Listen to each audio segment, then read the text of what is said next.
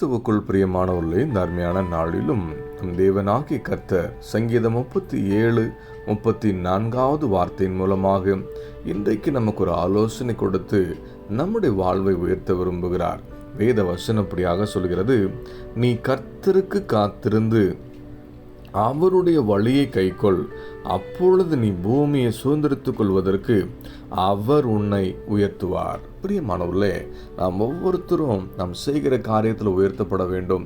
வேலையில் உயர்வை பார்க்கணும், படிக்கிற காரியத்தில் உயர்வை தேவனாய் கர்த்தர் கட்டளையிடணும், குடும்ப காரியத்தில் ஊழிய பாதையில் தேவன் நம்மை உயர்த்தி வைத்து கனப்படுத்த வேண்டும் என்று சொல்லி நாம் அதிகமாக பிரயாசப்படுகிறோம். அதற்காக முயற்சி செய்கிறோம்.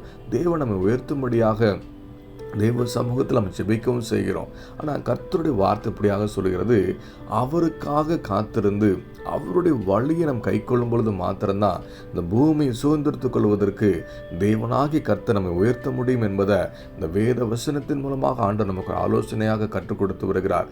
வேதாகமத்தில் யோசேப்புடைய வாழ்க்கை குறித்து நீங்கள் ஆராய்ந்து பார்ப்பீங்களானா, யோசேப்புக்கு தரிசனம் கொடுக்கப்பட்டது. ஆனால் தரிசனத்துக்கு விரோதமாக எல்லா காரியங்களும் நிறைவேறினாலும் தேவ தரிசனத்தை நிறைவேற்றும்படியாக யோசேப்பு தேவ பாதத்தில் காத்திருந்தது வேதம் நமக்கு சுட்டி காண்பிக்கிறது.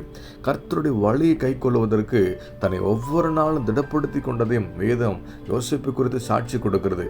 நாமும் கூட கர்த்தருக்காக காத்திருந்து வேத வசனத்தின்படி நடப்பதற்கு நம்ம ஒப்புக் கொடுக்கும் போது இந்த பூமியில் உள்ள சகல ஆசீர்வாதத்தினால் கர்த்தர் நம்மை நிரப்பி நடத்த அவர் உண்மையுள்ளவராக நாம் செய்கிற காரியத்தில், படிக்கிற காரியத்தில், நம்முடைய ஊழிய பாதையில், எல்லா காரியத்திலும் தேவனாகி கர்த்தர் நம்மை உயர்த்தி வைத்து கனப்படுத்த அவர் உண்மையும் கிருபையுள்ளவராக அந்த வார்த்தை கொண்டு பேசி கொண்டிருக்கிறார். நீங்கள் உயர்வு எதிர்பார்த்து நீங்கள் ஜெபித்து கொண்டு இருக்கிறீங்களா?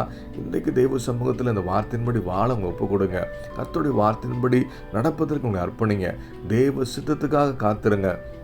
நிச்சயமாக தெய்வ திட்டம் உங்கள் வாழ்க்கையில் நிறைவேறும். கர்த்தர் உங்களை உயர்த்தி வைத்து கனப்படுத்துகிறத இந்த பூமியில் உள்ள சகல கண்கள் காணும்படியாக தேவன் கிருபை பாராட்டி நம்மை சாட்சியாக நிறுத்த ஒரு உண்மையிலோராக இந்த வார்த்தை கொண்டு பேசி கொண்டு இருக்கிறார். இந்த வார்த்தை விசுவாசி தாண்டவரே, இந்த வார்த்தையின்படி நடக்க எனக்கு உதவிச்சீங்க, நீங்கள் என்னை உயர்த்துங்க ஆண்டவரே என்று சொல்லி தேவ சமூகத்தில் ஒப்பு கொடுத்து நம்ம ஜெபிப்போமா?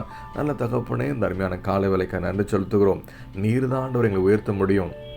எந்த மனுஷனை நம்பி அல்ல, எங்கள் திறமையை நம்பி அல்ல, எங்கள் தாளந்தை நம்பி அல்ல ஆண்டவரே, உமக்கு காத்திருந்து உங்களுடைய வார்த்தையின்படி நடக்க அர்ப்பணித்திருக்க ஒவ்வொருத்தர் வாழ்க்கையிலும் இந்த பூமியை சுதந்திரித்துக் கொள்வதற்கு கர்த்தர் அவளை உயர்த்துவதற்கு அதை கிருபை பாராட்டுங்க. இந்த வார்த்தையின்படி ஒவ்வொருத்தரையும் கனப்படுத்துங்க. இந்த வாக்குத்தத்தம் நிறைவே காண உதவி செய்யுங்க. இந்த வார்த்தையினுடைய சகல அனுகூலங்கள் வாழ்க்கையில் கிருபையாய் அருளி செய்ய வேண்டுமா? இயேசு நாமத்தில் ஜெபிக்கிறோம் எங்கள் ஜீவன நல்ல பிதாவே, ஆமென்.